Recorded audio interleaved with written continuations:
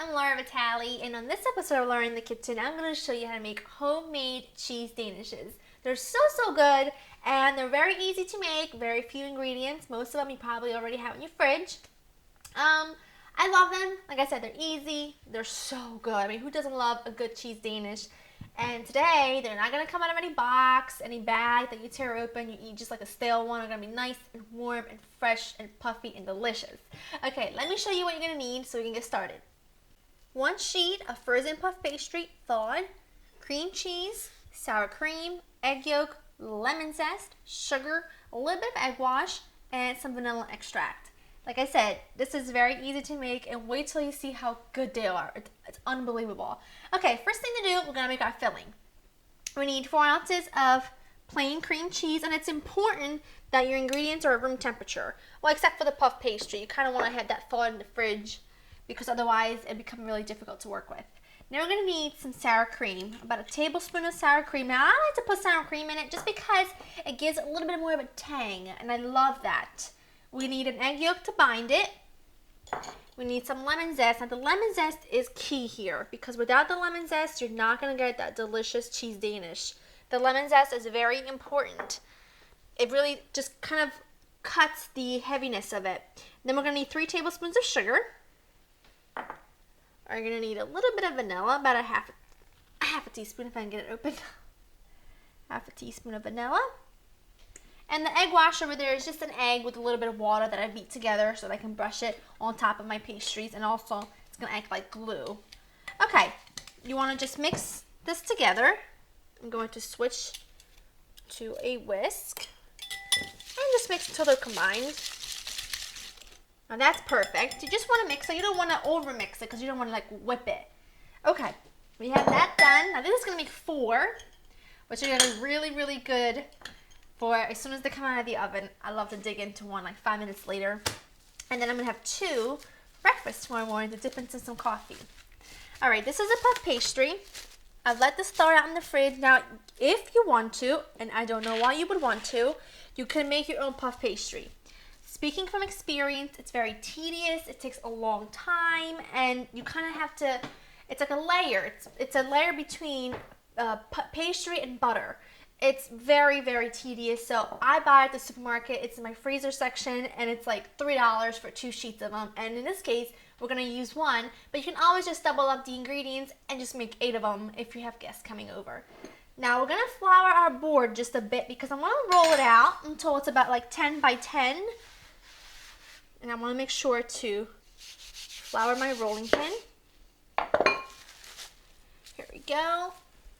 And this is so awesome when it bakes, puff pastry, when it bakes, the butter, the little pieces of butter, which you can actually see, they kind of puff up and they make it so amazing. You can kind of see all the little pieces in there. It's pretty awesome. Like I said, to make it from scratch, if you want to, go right ahead. And I give you props, but you really don't have to. Okay. Got this well floured. And now we're just going to roll it out a little bit more, not too much, like that. Looks about right. You don't have to actually measure anything. I'm not going to come to your house with a ruler and measure it. So cut this in quarters. However, there we go. That looks about right. Now take each one, take a tablespoon of your filling, roughly about a tablespoon, put it right in the center. And it looks like it's not a lot, but it does spread out quite a bit. And you don't want to fill these too much, otherwise they'll kind of get soggy. Just basically divide your filling into 4 equal parts here. Okay, taking your egg wash, take a pastry brush and just all around the border of the pastry. Last one. Okay, now we're going to take the 2 opposite corners, okay, and just pinch them together and just drop them back down, just like that. And you're going to have perfect cheese Danishes.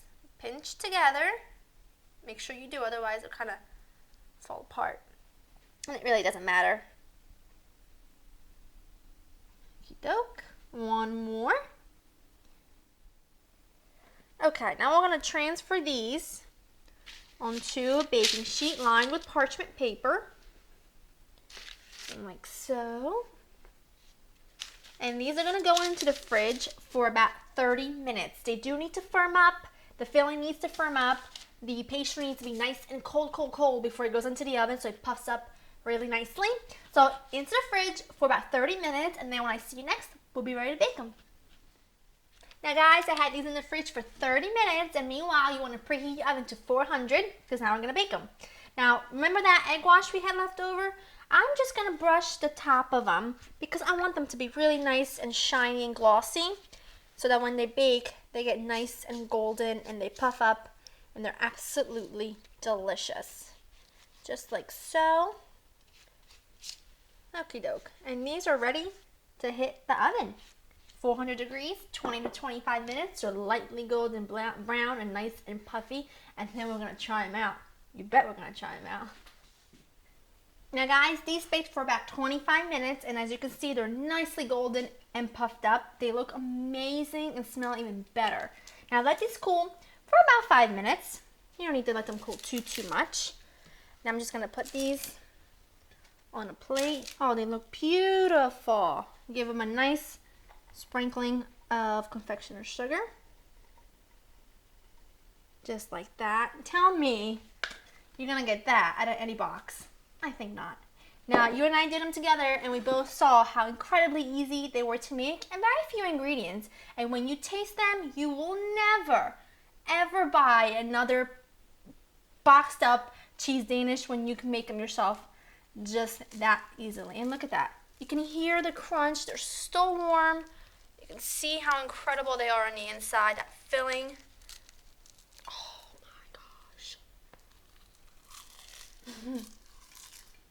So good. Wow. Wow.